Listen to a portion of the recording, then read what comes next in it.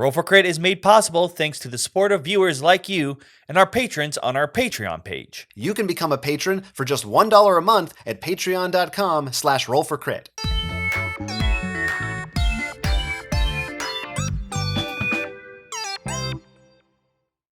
Greetings, agents, and welcome to this early intel that we are going to provide you on Pandemic Legacy Season 0, the final part of the trilogy of the Pandemic Legacy.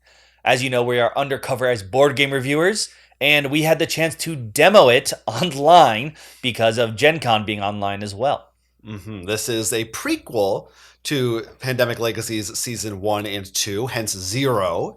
Takes place during the Cold War era. In this one, you are CIA operatives, and rather than attempting to stop disease, you are trying to stop the outbreak of Soviet agents. So you are traveling around the world, similar to a typical pandemic game, but there are some key differences. The way that you travel is a little bit different in some cases. The way that certain regions are classified. There are now Allied, neutral, and Soviet cities. And depending on what cards you have, what you're trying to do, those could have different effects on the game. And of course, like the other Legacy titles, there are new objectives you need to complete during each section of the game, and there are going to be new rules added later on. We just experienced, of course, the demo that is currently available online. You can go try it for yourself, which is just the prologue of the game. So a lot of the extra stickers and stuff that you're going to be dealing with aren't included in this part of it. That's right, they cut out all the red tape for you. How nice. The red tape? I believe that's what it's called. Because of the Soviets. Red? Oh, that's what red. they usually call it. I was adding on another layer of... Well, one of the interesting new additions to this game is teams. So you can, of course, always go to a town and remove the spies, your cubes.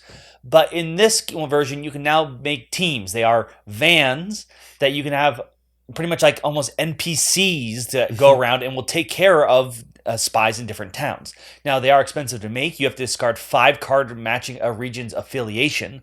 So, for example, if you're in a Soviet-controlled area, then you need 5 Soviet-controlled cards. If you're in an Allied area, 5 Allied cards.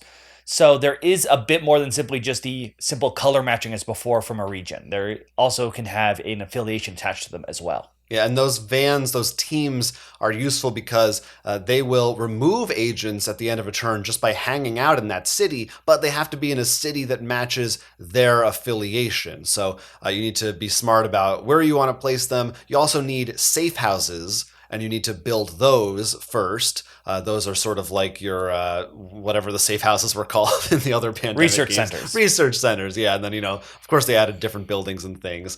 You aren't able to fly between those safe houses like you could easily with the research centers, but they'll still be valuable for you to be able to make those teams, which are sort of this game's equivalent of finding a cure in the sense that you need 5 cards of one type to develop them. So definitely that underlying core of Pandemic is still there with some of those, it's called something different a little bit, but it does, a few of them, like we've laid out in what we've said so far, do work differently enough that it definitely feels not quite the same. There's almost a little bit of like uncanny valley in my brain of trying to remember, like, this is really close to that, but it's different enough that I need to rethink how we strategize about it. There are slight twists too. In this one, as we said, you are CIA agents, so you actually build a cover, which you say like your job, why you'd be traveling, and you actually blow your cover slowly if you end in cities that are heavily surveillanced,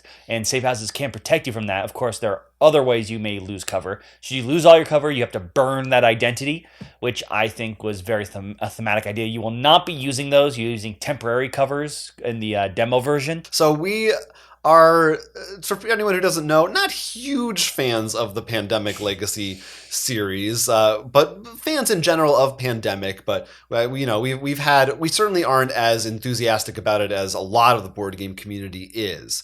That said, giving this a fair shake, I really do like the theme, and I think that it does provide something different. It definitely feels unique, even though it's still very much Pandemic, and you'd want it to be because it's called Pandemic. You don't want it to be that big a departure. Of course, not getting into whatever they may be throwing at us in later missions. I do think it was enough of a difference with those teams and completing objectives. There's also a thing where you might have to find the right city. So through a process of deduction and which cards you have drawn or haven't drawn from a certain city, you can try to narrow down where a secret location is. That added another cool kind of element to the game that hasn't been present before. So there was some stuff that definitely interested me. I think for us, one of the big problems we had with the original Pandemic Legacy Season 1 is it just felt like us replaying Pandemic over and over until at least halfway when we started saying some more interesting things. And this, because they changed things just enough that, like, as Jonathan said, this is like The Cure, but you still have to think differently because cards now have not just the region of being like specific area for Tokyo, it's also a neutral town. So it could work for either situation you're looking for. Mm-hmm. And the theming is fun.